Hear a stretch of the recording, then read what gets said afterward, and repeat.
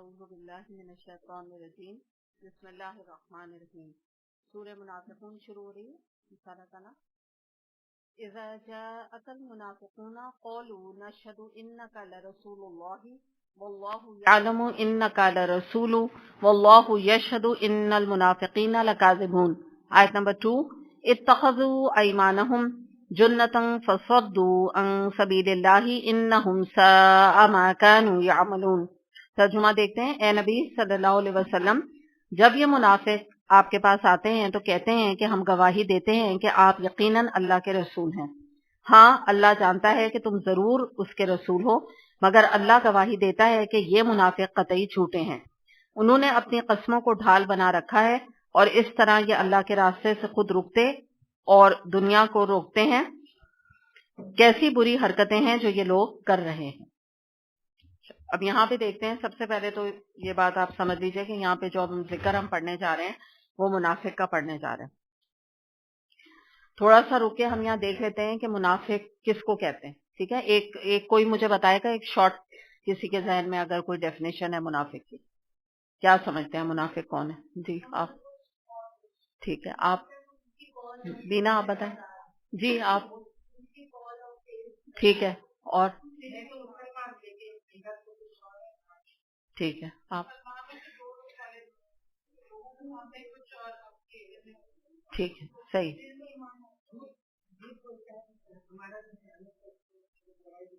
ہاں، حدیث کے مطابق بالکل. سب سے تو امپورٹنٹ جو چیز ہے وہ حدیث ہی ہے، جس سے بات واضح ہو جاتی ہے.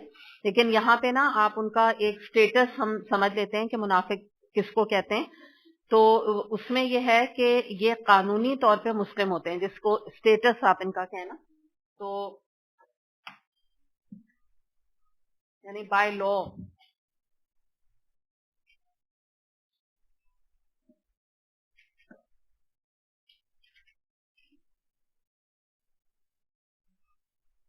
یہ ہو گیا. اور ہاں، اور اندرونی طور پہ جو ان کا باطن ہے نا،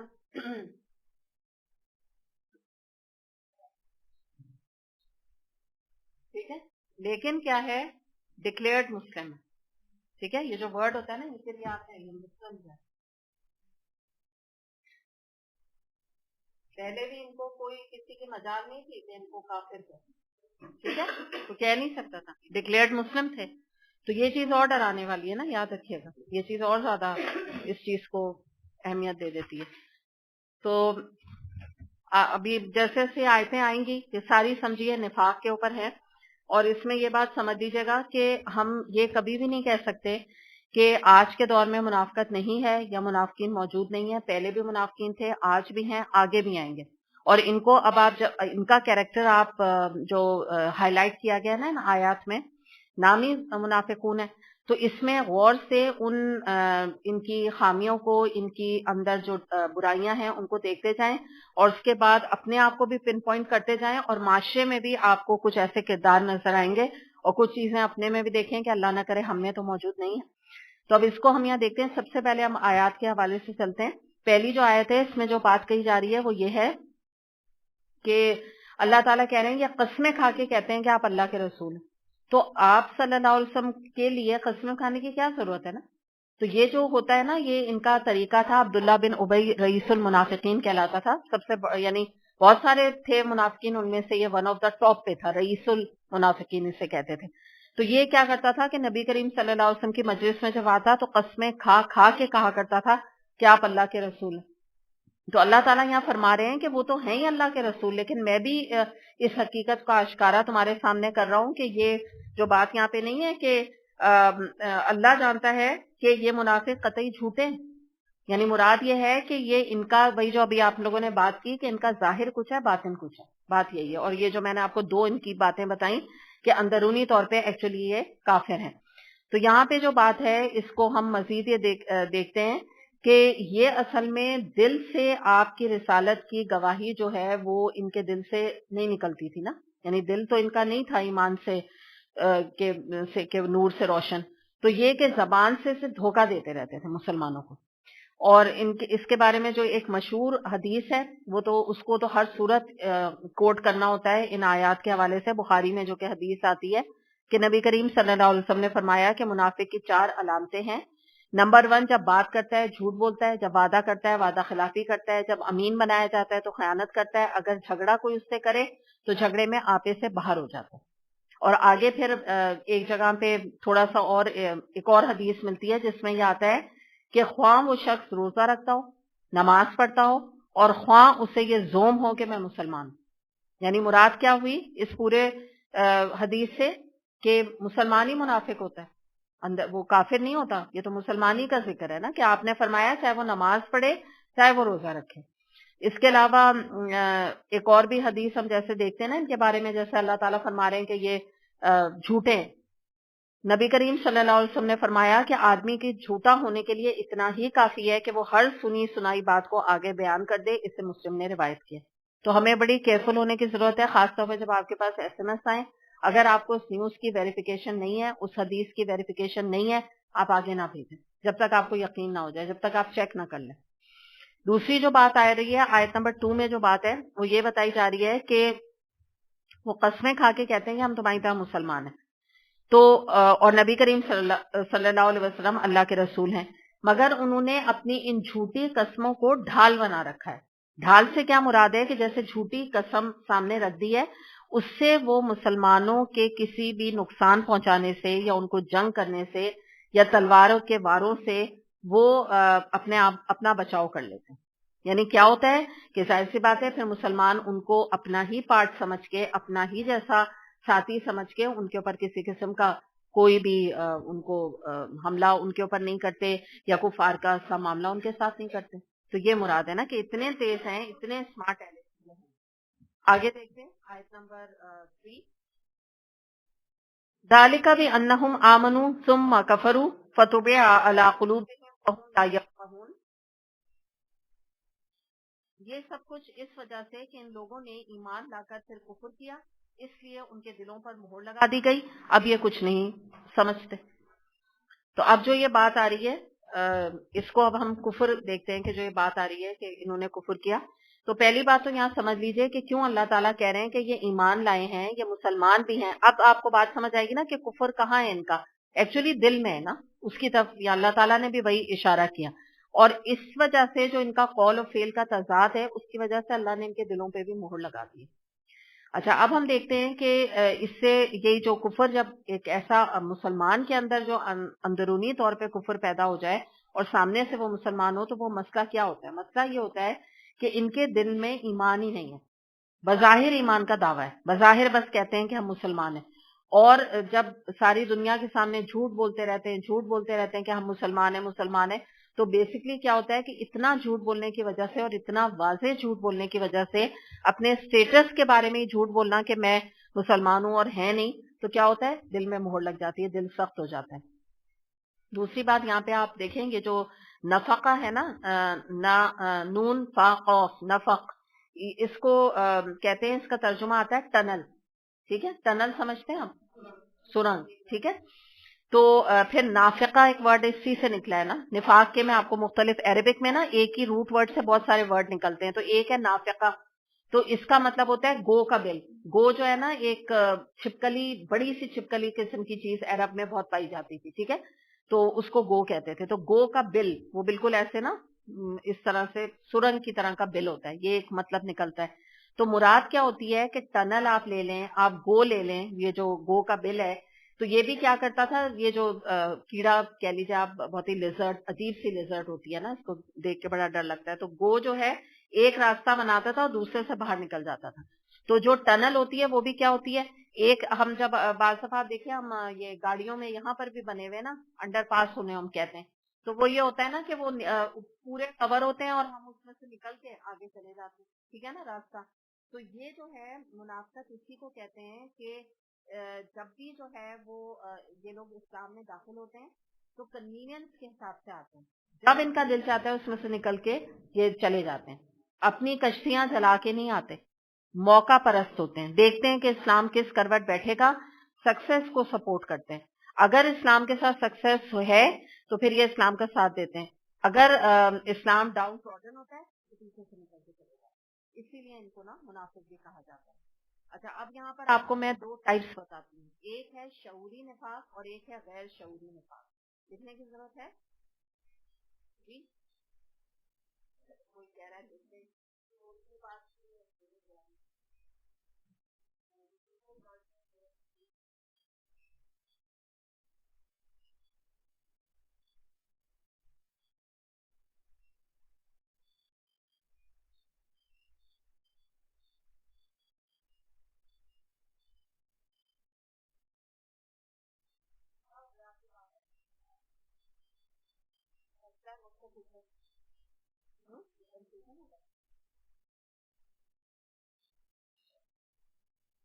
अच्छा, अब हम देखते हैं दो तरह के निफाक है ना, शऊरी निफाक और गैर शऊरी। शऊरी निफाक के जो टाइप के मुनाफिक होते हैं, मतलब दो टाइप्स हो गए आप समझे मुनाफिकत के, तो ये बाकायदा जो है ना शऊर के साथ ये निफाक करते हैं। यानी मुराद क्या है, मुसलमानों में बैठते हैं और उनके बन जाते हैं, फिर पीछे जाके उनके खिलाफ प्लानिंग करते हैं, डिलिबरेटली जो है वो जहाँ जाते हैं वहां के हो जाते हैं, जानबूझ के इस्लाम को नुकसान पहुंचाते हैं। तो ये तो बिल्कुल शऊरी निफाक इनके अंदर मौजूद है ना। ये आप यही अब्दुल्ला बिन उबई की आप मिसाल ले सकते हैं। अच्छा, गैर शऊरी निफाक ये होता है कि इन्होंने खुलूस दिल से कलमा तो पढ़ लिया होता है, ठीक है, लेकिन होता क्या है कि इनके अंदर कुछ खामियां पाई जाती हैं जिसकी बिना पे इनके अंदर निफाक पैदा हो जाता है। नंबर 1 ईमान की कमजोरी, नंबर 2 बुज़दिली और नंबर 3 बदअमली। तो ये तीन चीजें मिला करना इनको निफाक के ऊपर ले आती है। नियत इनकी अच्छी होती है, ये पहले वाला नहीं है मामला इनका ना, इनको शऊरी नहीं है इनको। मैं दोबारा बता देती हूँ, ईमान की कमजोरी, नंबर दो जो है बुज़दिली और नंबर 3 बदअमली। बदअमली क्या, अमल नहीं है, अगर है भी तो बुरा अमल, गुनाहों में इंडल्जेंस। तो ये चीज ग्रेजुअली इनको जाहिर ले जाती है, निफाक की तरफ ले जाती है। तो ये दो टाइप हैं। इसके अलावा एक और बड़ी अहम बात मैं आपको बता दूं कि इस चीज को आप थोड़ा सा और अंडरस्टैंड इस चीज को कर लें कि देखिए एक मुनाफिक और एक गैर मुनाफिक है ना, इनका फर्क कैसे वाज़ेह होगा, कैसे हमें पता चलेगा। हम एक माशरे में हैं, तो मैंने अभी आपको कहा ये मुस्लिम होते हैं, ठीक है, और जो मुसलमान है मोमिन है वो भी मुसलमान है ना, मोमिन भी मुसलमान है, मुनाफिक भी मुसलमान है। तो इनका डिफ्रेंसिएशन अब कैसे होगा, क्योंकि हम ये पढ़ के सूर्य को तो हम कहेंगे हर एक मुनाफिक है, ऐसे लगने लगेगा ना। तो जी आंसर दे रही हूँ।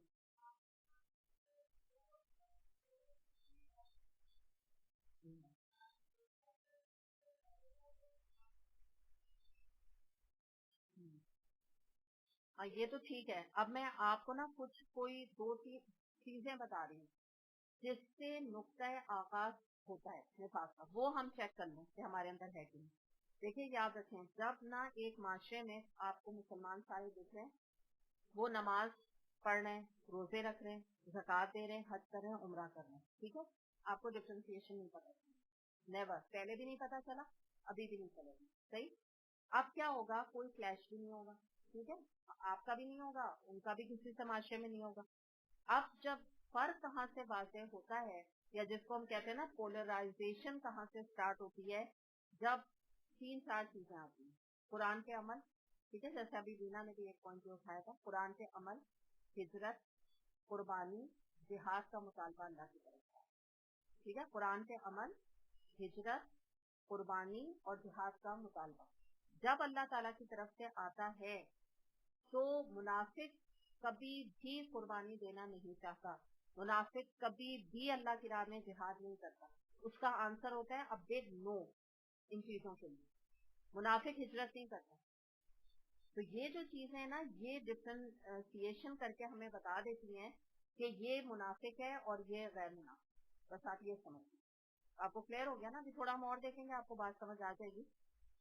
तो याद रखें कि अब मैं आपको इजी करके एक और तरह बताती हूँ कि जब हम दीन पे आते हैं ना, अभी आप मुझे बताइए कि आप जैसे फर्ज कर लिया आप सब भी आए हैं ना ग्रेजुअली दीन की तरफ, तो जब आप दीन में आए तो आप मुझे बताएं कि आपको कुछ चीजों की कुर्बानी देनी पड़ी या नहीं दी, किसी ने कुछ कुर्बानियां नहीं दी, ऐसी बैठ गई, नहीं हो सकता ना, मैं नहीं मान सकती नहीं दी, आपने दी है ना, ठीक है। तो ये जब इंसान ना दीन की तरफ आता है और उसको छोटी छोटी चीजें हम ले लेते हैं, सर कवरिंग हो गई, सेग्रीगेशन हो गई, बिदात छोड़ना, پھر چھوڑنا، یہ ہو گئی نا چیزیں. اگر وہ آ جائے دین میں اور کہتا رہے کہ میں آ تو گئی ہوں لیکن میں قربانی کوئی نہیں، بدعت نہیں میرے تو خاندان میں ہوتی ہے میں کروں، نماز پڑھ رہے ہیں، روزہ رکھے ہیں، سب کر رہے ہیں، ساتھ میں کیا قربانی کوئی نہیں دے رہے، تو یاد رکھیے گا کہ قربانی نہ دینے سے نفاق کی بیماری کا نقطۂ آغاز، جس کو ہم کہتے ہیں اسٹارٹنگ پوائنٹ ہے. تو میں آپ کو دو چیزیں یہاں پہ ہائی لائٹ کروں گی. قربانی اور قربانی سے ہٹ کے جب ہم بہت زیادہ یعنی ہم پہ پریشرز آتے ہیں نا، تو بعض دفعہ ہمیں باتوں سے بات کرنا پڑتا ہے، ٹھیک ہے نا. یہ بھی دونوں الگ الگ چیزیں ہیں. یہ جو چیزیں جو ہے نا یہ اسٹارٹنگ پوائنٹ ہے اگر کسی کی زندگی میں جو مانی، ٹھیک ہے، دس از اے اسٹارٹنگ پوائنٹ نفاق. ورنہ نہیں آپ کو پتہ چلے گا، کوئی فرق نہیں، سب ایک جیسے لگیں گے آپ. تو بات یہی ہے کہ ایک اور بات یاد رکھیے گا کہ کلمہ گو منافق ہے. کلمہ پڑھا ہوا ہے اس میں، دونوں نے پڑھا ہے، چاہے شعوری ہے چاہے غیر شعوری نفاق ہے، یہ بھی یاد رکھیے. کلمہ گو مسلمان ہے.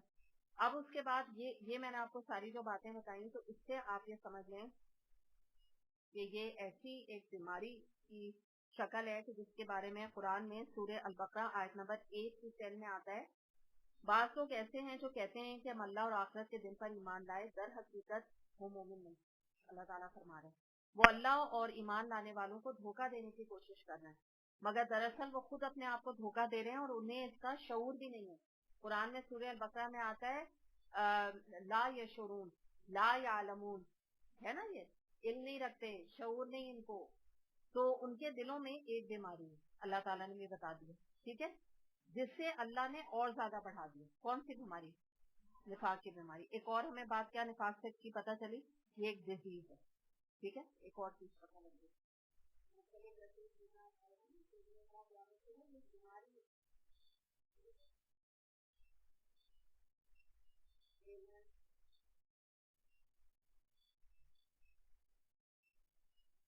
تو آگے کیا ہے کہ اللہ نے اور بڑھا دیا. کیوں بڑھا دیا؟ کیونکہ ان کا نفاق جیسے گرو کر رہا ہے، اللہ نے اور ان کو نفاق میں بڑھا دیا. اور جو وہ جھوٹ بولتے ہیں اس کے صلے میں ان کے لیے دردناک سزا ہے. ایک بات پتہ چلی کہ ان کی جو بہت ہی پرومیننٹ ایک برائی ہے وہ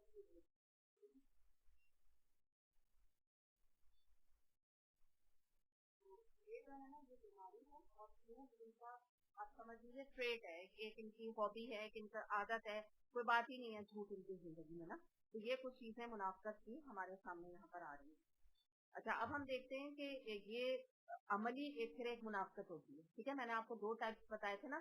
اس کے بعد کیا ہوتا ہے کہ اس کا نتیجہ کیا نکلتا ہے بعد میں، یعنی ان دو کا شعوری نفاق ہے غیر شعوری نفاق ہے، یہ ٹرن کس میں ہو جاتا ہے؟ عملی منافقت میں، ٹھیک ہے.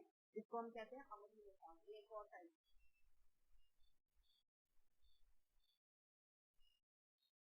آپ چاہیں تو اس کو کر سکتے ہیں، لیکن اس میں وہی باتیں دوبارہ آ رہی ہیں. یعنی مراد کیا ہے کہ پھر کیا ہو جاتا ہے کہ زبان سے تو اقرار کرتے ہیں، قرآن کی آیات کا بھی کرتے ہیں، لیکن عمل سے انکار ہوتا ہے. جہاں کہیں دین کے تقاضے سامنے آتے ہیں، سیکریفائس کی کوئی بات آتی ہے، اللہ تعالیٰ کی طرف سے کوئی، جیسے پہلے جہاد کی کال آتی تھی، آج اللہ تعالیٰ کی طرف سے ہم جب قرآن پڑھتے ہیں تو اللہ کے احکامات آتے ہیں ایک کال کی طرح اللہ کی نا. تو ان کا اس میں ایٹیٹیوڈ کیا ہوتا ہے؟ Wait and see attitude. تربصتم آپ کو یاد آیا؟ ہم لوگوں نے جو آیت کی تھی کہ انتظار میں بیٹھے رہ گئے، شک کرتے رہ گئے، یاد ہے آپ کو نا؟ شک کرتے رہ گئے، پروز اینڈ کونس سوچتے رہ گئے.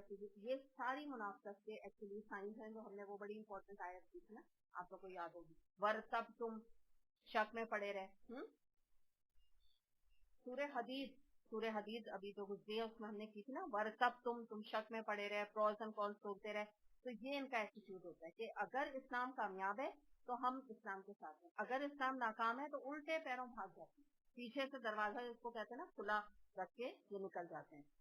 تو اسی کا یہاں پہ یہ ذکر کیا گیا آیت نمبر 3 میں کہ اللہ تعالیٰ نے یہ جو میں نے آپ کو بات بتائی نا کہ اب اللہ نے ان کے دلوں پہ مہر لگا دی ہے، اور یہ جو بتایا نا کہ ان کی بیماری اور بڑھا دی ہے، اب یہ کچھ نہیں کرنا.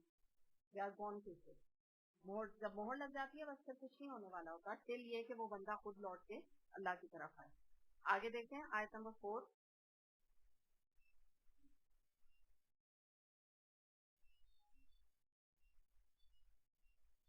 جی بالکل بالکل ڈگری.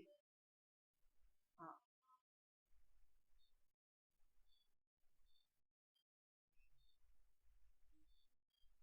بالکل بالکل آپ صحیح کہہ رہی ہیں, اس کی گریڈنگ ہوگی. کسی کی منافقت بہت زیادہ ہوگی تو ظاہر ہے وہ زیادہ پکڑ کا باعث ہے, کسی کی کم ہوگی, چھوٹی موٹی ہوگی. تو چھوٹی موٹی ہوگی تو ظاہر ہے اس حساب سے وہ, جس کو کہتے ہیں نا آدھا مومن ہے اور 20% نفاق ہے, باقی مومن ہے, تو پھر اچھا مطلب ایک ہیلدی سائن ہے نا. کیونکہ ظاہر سی بات ہے کہ کوئی انسان گناہ سے تو خالی نہیں ہے نا, منافقت سے خالی بڑا مشکل ہے کہ کوئی ہو, لیکن اپنے کو جیسے امپروو کرتا جائے گا اس کی گریڈنگ بڑھتی جائے گی. پھر دیکھیں نا پھر کیا ہے, آپ لوگ وہ یہاں پہ نیچے سلائڈ بھی موجود ہے ایمان کے درجات, اس میں یہ ہوتا ہے کہ ایمان آیا آپ کا, اس کے بعد آپ مومن بنے, مومن کے بعد آپ متقی بنے, متقی کے بعد آپ محسن بنے. تو یہ جب کیٹیگریز آپ ایک ایک کرتے جاتے ہیں تو نفاق چھٹتا جاتا, ختم ہوتا جاتا. اور یہ میں یہاں تک آپ کو بتا دوں, آپ اپنی بات کر رہی ہیں یعنی ہم اپنی کر رہے ہیں. حذیفہ بن یمان رضی اللہ عنہ کے بارے میں آتا ہے کہ نبی کریم صلی اللہ علیہ وسلم نے ان کو بطور راز کچھ منافقین کے نام بتا دیے تھے اور کہا تھا کہ کسی کو مینشن نہیں کرنا, ٹھیک ہے, راز کے آپ ہر ایک کو کچھ نہ کچھ امپورٹنس دیتے تھے, تو ان کو بھی یہ دی تھی. تو عمر رضی اللہ عنہ ان کے پاس آئے, حذیفہ کے پاس, اور کہنے لگے کہ میں تمہیں قسم دے کے کہتا ہوں کہ تم یہ ذرا چیک کر کے بتا دو کہ میرا نام تو منافقین میں نہیں. اور اس کے علاوہ یہ آتا ہے کہ 30 صحابہ کرام ایسے تھے ان کو ہر وقت اپنے بارے میں نفاق کا ڈر لگا رہا, ہر وقت وہ ڈرتے رہتے تھے, اور ان سے بہت ڈرتے تھے کیونکہ ان کو نا سر النبی کہتے ہیں. سر کا مطلب ہوتا ہے راز, اور نبی کریم صلی اللہ علیہ وسلم کے راز کی حفاظت کرنے والا حذیفہ بن یمان کو یہ نام پتا تھا. نبی کریم صلی اللہ علیہ وسلم نے کہا تھا کہ کسی کو نہیں بتانا, انہوں نے مرتے دم تک اپنے سینے میں اس راز کو رکھا, کسی کو نہیں پتا چلا کون منافق ہے. وہ تو ہم خود سمجھتے ہیں نا, ان کے ہم نے یہی آئیڈینٹیفائی کر کے عبداللہ بن ابئی کو ہم کہتے ہیں منافق, کیونکہ ہم آئیڈینٹیفائی ہم نے کر لیا ہے اس کا حال کیا تھا. ابھی میں آگے بھی بتاؤں گی اس کا نا ایٹیٹیوڈ سب سے زیادہ اس کے بارے میں آتا ہے, لیکن کچھ نام سارے مینشن نہیں ہے, لیکن بہت منافق پہلے موجود تھے. تو یہ جو بات میں نے آپ کو بتائی ہے نا کہ صحابہ کرام جو ہے اس چیز سے ڈرتے تھے. اور یاد رکھیے گا حسن بصری رحمت اللہ علیہ, ان کا کہنا یہ ہے کہ مومن کو سب سے زیادہ اپنے بارے میں منافقت کا ڈر ہوتا ہے. امیزنگ بات, وہ ہر وقت ڈرتا رہتا ہے. اور جو منافق ہوتا ہے نا اس کو خیال بھی نہیں آتا کہ میرے اندر یہ بیماری ہے. میں تو ابھی بتایا نا, یہ جو غیر شعوری نفاق ہے وہ یہی تو پرابلم ہے, یہ تو بہت ہی ڈینجرس ہے. غیر شعوری وہ بھی کم نہیں ہے شعوری طور پہ, لیکن غیر شعوری یہ کہ وہ منافق ہوتا ہے لیکن وہ اپنے کو سمجھتا نہیں. تو مومن جو ہے نا اسی کو ہر وقت یہ ڈر لگا رہتا ہے, وہ کہتا ہے کہ اسی طرح کی وہ باتیں کرتا رہتا ہے کہ کہیں ایسا تو نہیں ہے, وہ لیول نہیں ہے, تو پھر تو وہ منافق ہی ہو گیا نا. ابھی جیسے یہ کہہ رہی ہیں لوگ, بالکل ایسے ہی سوال, صحابہ کرام کا بھی یہی معاملہ تھا کہ وہ ایسے ہی سوال کرتے. تو یہ اچھی بات ہے کہ اگر ہم اپنے آپ کو اس طرح جج کرتے رہے نا کہ ہمارے اندر, یہ سورہ پڑھنے کا مقصد یہی ہے, ورنہ اگر یہ آپ کو نا بڑی امپورٹنٹ قرآن کی سورہ, اگر آپ جو ہے نا اس کو اس دور کے منافقوں سے کمپیئر کرتی رہیں گی تو ہمارے ہاتھ کچھ نہیں آنے والا, کوئی ہمارے اندر چینج نہیں آئے گا. ہم بینا کچھ کہہ رہے ہیں.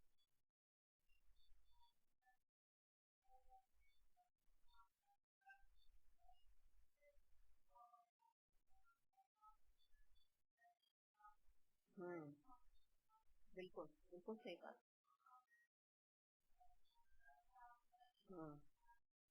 ہاں بالکل, کیونکہ دیکھو نا جو تم گناہ کی بات کر رہی ہو نا, تو یہ بھی تو منافقت ہو گئی نا کہ کلمہ گو ہیں ہم, اللہ سے ہم نے الست و ربکم والا جو ہے عہد الست بھی لیا ہوا ہے, اور اس کے باوجود نافرمانی کر رہے ہیں اور کہہ بھی رہے ہیں وی آر ڈکلیئرڈ مسلم, اور ساتھ میں یہ بھی کہتے ہیں, دیکھو نا آگے بڑھو, ساتھ میں کہتے ہیں اللہ غفور الرحیم ہے, پھر کہتے ہیں نبی کریم صلی اللہ علیہ وسلم ہماری شفاعت کریں گے, حوض کوثر پہ پانی پلائیں گے, یہ بھی سب دعوے, تو دعوے ہیں نا یہ سارے, اسی لیے بالکل.